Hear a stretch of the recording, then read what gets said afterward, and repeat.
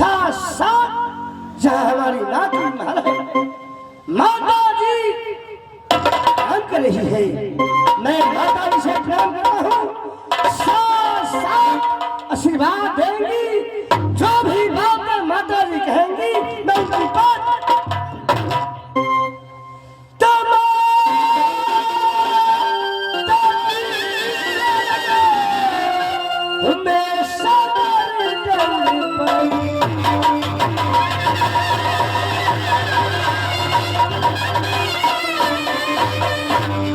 माता जी की शरण में सदर या सया सिकती है माजी सदा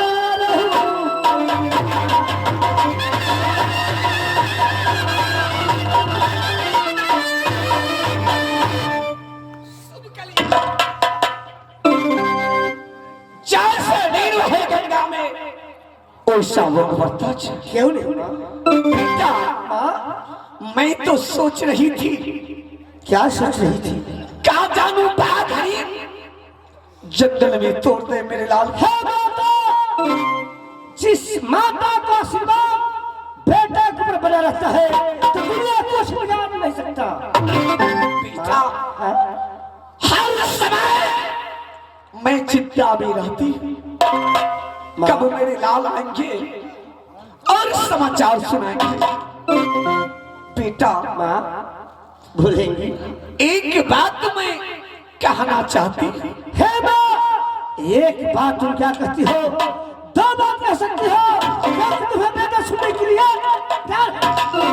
बेटा माँ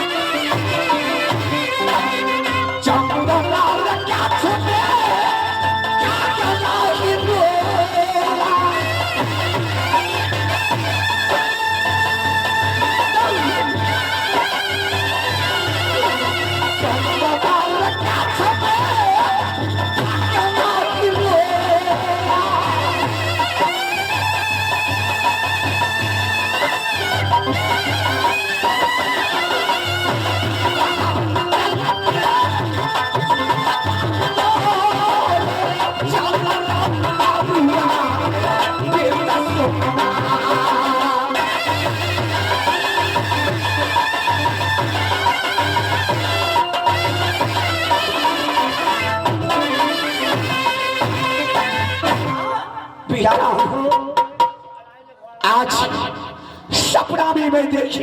क्या देखी हो? बहुत शकल के मेला लगे हुए। अच्छा, दोनों नाती मेला घूम के आती। अच्छा चलो मेरी साथ। अरे वाह! वह मेला करने के लिए तुम अपने नैन से आंसू बहा रही हो। हाँ बेटा। हाँ, तुम जानती हो मोहब्बा में जो भी उपजता है प्रिय उपजता है। हाँ मेरे लाल। यदि तुम माता हो, संसार में किसी को धर्म करना हो, पैसा से हो, हाँ बेटा, या लाख जैसे हो, उसे मेला करवाता है। तू मेरी माँ हो, हे किसलिए आसमां चल बेटा बहाती हो माँ, तुम मेला करने के लिए आंसू बहा रही हो। गया गया दुलरुआ तुमको छोड़ दिया, बेटा दुलरुआ तुमको छोड़ दिया। बेटा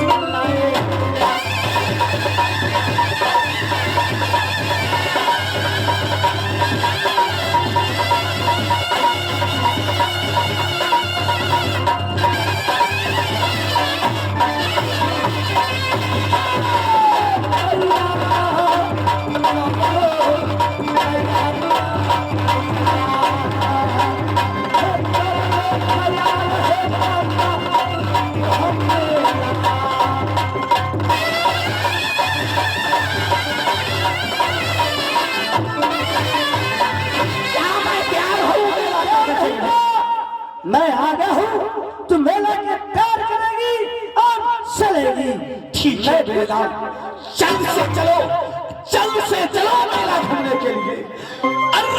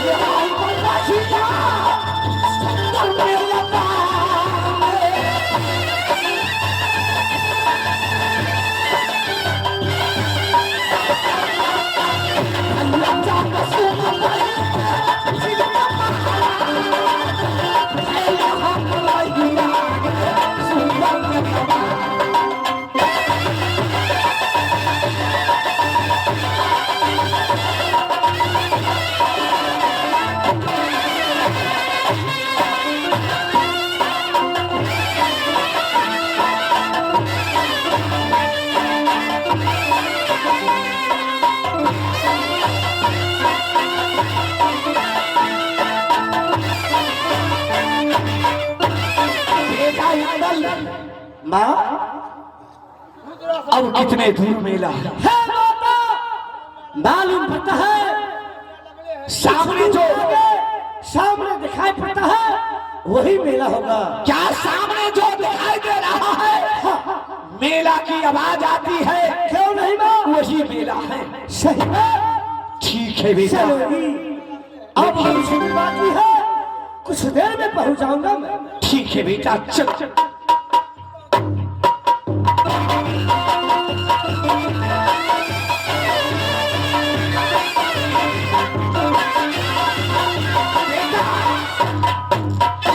यही मेला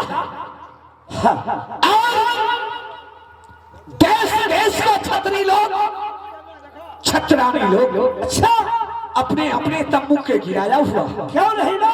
सबसे पहले कथा देर में तू तंबू के गिरा बेटा। तंबू के गिराने की बात परचून की दुकान में मैं जाऊंगी सौदा खरीदूंगी। अच्छा और मेला करूंगी। हे बेटा, घोर इस मेला के अंदर तंबू गिराता हूँ, साथ साथ तुम्हें मेला भर भर के ले जाना है। हाँ बेटा, हे तंबू गिराते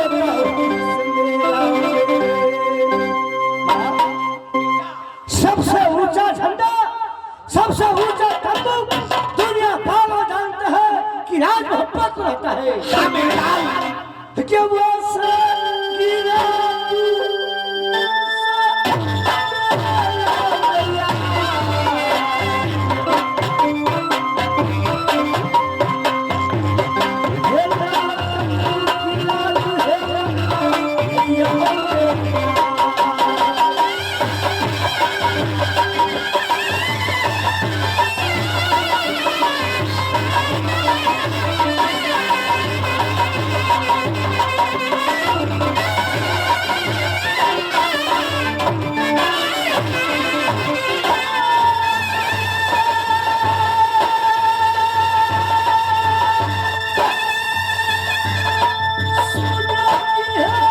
सुनती हूँ बेटा।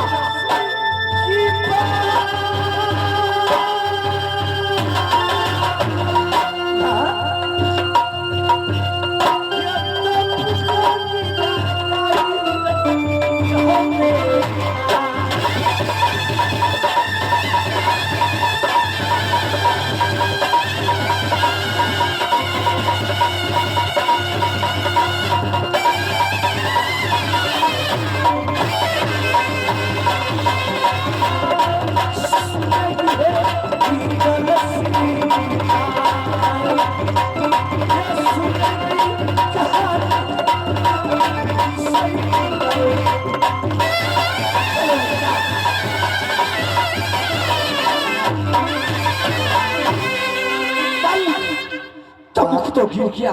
नहीं, अब चलो कहाँ? परचून की दुकान में जाऊंगी और इसके बाद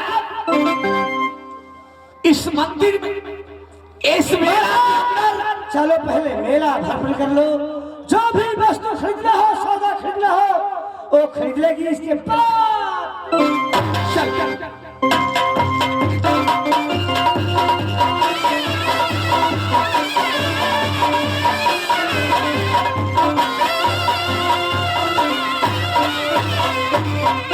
मेरी बहन, अरे तुम लोग कहाँ हो? हाँ बहन बोलो। बहन एक बात मालूम है क्या? बहुत अच्छा मेला लगा है। अच्छा बहन, हाँ